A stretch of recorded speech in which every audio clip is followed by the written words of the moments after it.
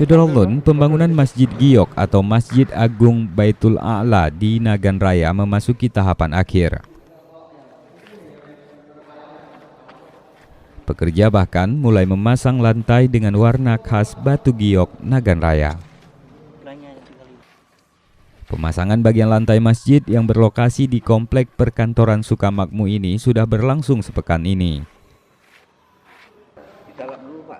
Bahan giok Syederalun merupakan ikon khusus yang telah disiapkan dan menjadi daya tarik tersendiri bagi daerah ini.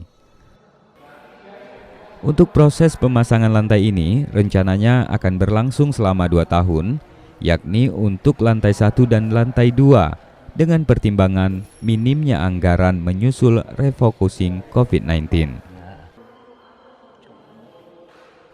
Dari Sukamakmur, Rizwan, Serambi On TV.